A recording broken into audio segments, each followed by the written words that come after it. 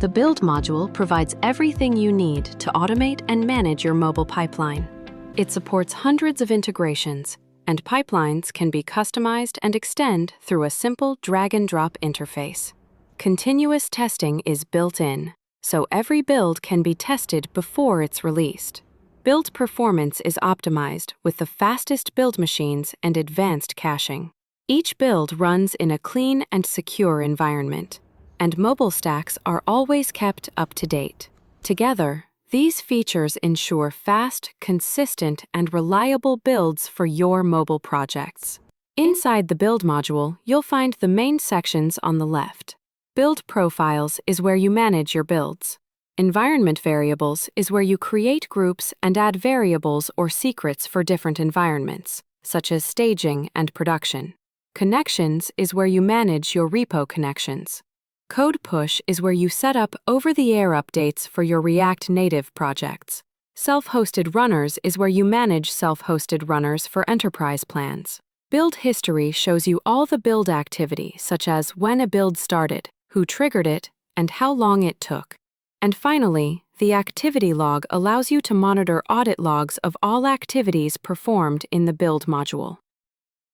Now let's take a look at build profiles. To create a build profile, click Add New and give it a descriptive name. Then choose the target operating system, iOS or Android, and select the platform. Then you can select the Git provider to connect your repo.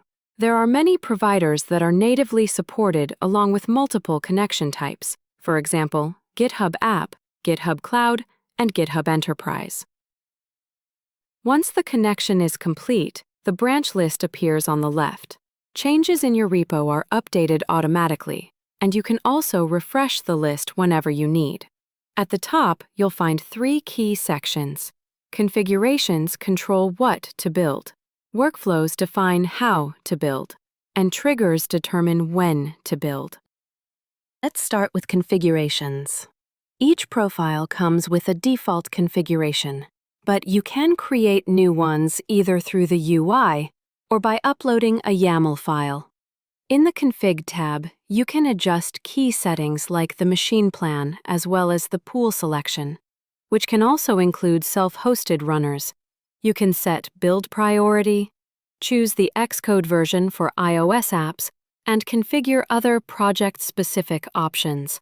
You can also enable Set Commit Build Status to send build updates back to your repository provider.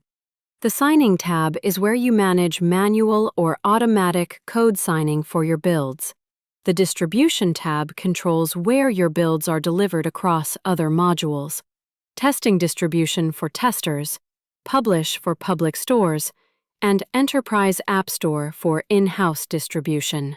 The Versioning tab defines your app versioning strategy, which are designed following iOS and Android versioning best practices. And the Environment Variables tab lets you select which groups created in the Environment Variables section will be used during the build. Now, let's look at workflows, where you design your build pipeline with hundreds of ready-to-use integrations. Workflows include 2 defaults, push and pull request. You can customize or add new ones using the UI or by uploading a YAML file. Workflows can be tailored for different environments such as development, testing, or production. You can drag and drop workflow steps, search for steps like test, which will list the integrations related to testing, or even add custom scripts. Additionally, when designing your pipeline, the system will warn you if there is an issue with the order of the steps. The integrations are open source, and custom scripts allow even more possibilities, with support for multiple programming languages. Finally, let's look at triggers. This is where you decide when a build should start. You can trigger builds on every push, on merges or pull requests, or whenever a tag is pushed. For example, to add a pull request trigger, simply enter the source branch, the target branch, and select the configuration and workflow you want to build with. If multiple triggers are defined, the one at the top takes priority.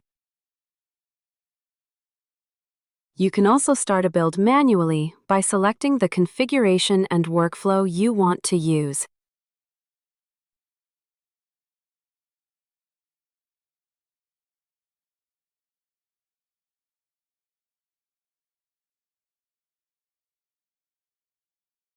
While the build is running, you'll see it listed in the Active Processes tab at the bottom left. You can also integrate email, Slack, or Teams notifications to be notified about the status of your builds. All completed builds, along with their status and duration, appear under the Builds tab. From here, you can manually distribute artifacts, view detailed build logs, and download the outputs generated from each build. In the Tests tab, you'll find the results of any tests that ran during your build, including coverage reports that let you analyze the details of your test outcomes.